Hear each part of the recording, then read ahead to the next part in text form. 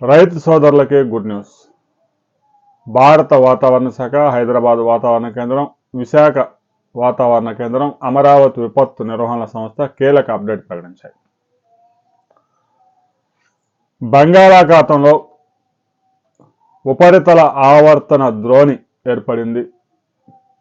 ఉత్తర బంగాళాఖాతం నుంచి చెన్నై వరకు ఒకటి, ఒడిశా, ఛత్తీస్గఢ్, మహారాష్ట్ర, తెలంగాణ, ఆంధ్రప్రదేశ్ మీదుగా మరొక ద్రోణి ఏర్పడింది. ఈ ద్రోణికి తోడుగా ఉపరితల ఆవర్తనం కూడా ఒకటి విస్తరించి ఉంది.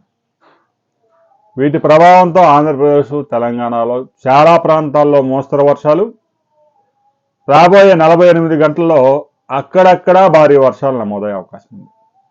గడిచిన 24 గంటల్లో తెలంగాణలో కొన్ని ప్రాంతాల్లో, ఆంధ్రాలో మరికొన్ని ప్రాంతాల్లో 2 నుంచి 4 సెంటీమీటర్ల వర్షపాతం నమోదైంది. రాబోయే 48 అవర్స్లో ముఖ్యంగా రాయలసీమ, కోస్తా జిల్లాల్లో 3 నుంచి 6 సెంటీమీటర్ల వర్షపాతం నమోదయ్యే అవకాశం ఉంది. అక్కడక్కడ అతి భారీ వర్షాలు కూడా కురిసే అవకాశం ఉంది. 30 నుంచి 40 కిలోమీటర్ల వేగంతో గాలులు, మెరుపులు, ఉరుములు, పిడుగులు ఇవి మాత్రం రైతు సోదరులు జాగ్రత్తగా మనసులో పెట్టుకోవాలి. వ్యవసాయ పనులకు వెళ్ళిన వారు, రైతులు, శ్రామికులంతా పిడుగులు ఈ మధ్యకాలంలో మనం చూస్తే ఆదిలాబాద్ జిల్లాలో ఒకే కుటుంబంలో 6గురు బలైపోయారు. భారతదేశంలో పిడుగుల కారణంగా ప్రతి సంవత్సరం 3600 మంది ప్రాణాలు కోల్పోతూ ఉన్నారు. వరదల్లో చనిపోయే వారి కన్నా కూడా పిడుగుల్లో చనిపోయే వాళ్ళు ఎక్కువ మంది ఉన్నారు. అందుకే విపత్తు నిర్వహణ సంస్థ మొబైల్ ఫోన్లు కూడా అలర్ట్లు పంపిస్తూ ఉంది. చాలా ఖచ్చితమైన సమాచారం ఉంటుంది. పిడుగులకు సంబంధించి ఏ ప్రాంతంలో పిడుగులు పడే అవకాశం ఉందనే దాని గురించి ఖచ్చితమైన సమాచారం శాటిలైట్ నుంచి వస్తుంది.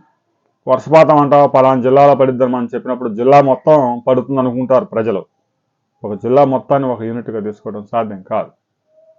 మండలాల వారీగా చెప్తే కనుక అది క్లారిటీ వస్తుంది. కానీ ప్రతి మండలంలో వర్షం పడిద్దా లేదా అనేది చెప్పడం సాధ్యం కాదు కాబట్టి జిల్లాల వారీగా చెప్తా ఉంటారు. ఇక రాబోయే 48 అవర్స్లో విజయనగరం, విశాఖ, శ్రీకాకుళం జిల్లాల్లో 2 నుంచి 4 సెంటీమీటర్లు, ఉభయ గోదావరి, కృష్ణా, గుంటూరు, ప్రకాశం జిల్లాలో 3 నుంచి 5 సెంటీమీటర్లు, రాయలసీమ జిల్లాలలో 2 నుంచి 6 సెంటీమీటర్ల వర్షపాతం నమోదయ్యే అవకాశం ఉంది. తెలంగాణలో 2 నుంచి 4 వరకు సెంటీమీటర్ల వరకు వర్షపాతం నమోదయ్యే అవకాశం ఉంది. అక్కడక్కడ 5-6 సెంటీమీటర్ల భారీ వర్షాలు కూడా కురిసే అవకాశం ఉంది. గడిచిన 24 గంటల్లో కూడా చాలా ప్రాంతాల్లో వర్షాలు నమోదయ్యాయి. ఈ ఉపరితల ఆవర్తనం, ఈ వాతావరణంలో ఏర్పడిన ద్రోణి కారణం ఋతుపవనాలు ఈ రోజు నుంచి మరింత చురుగ్గా మారే అవకాశం ఉంది. రాబోయే వారం రోజుల పాటు రైతులు ఆశించిన వర్షాలు కురుస్తాయని ఎక్స్పెక్టేషన్స్ ఉన్నాయి. రాబోయే 2-3 రోజుల తర్వాత ఎంత వర్షపాతాలు కురిశాయి అనే వివరాలతో మరో వీడియోలో మనం కలుసుకుందాం.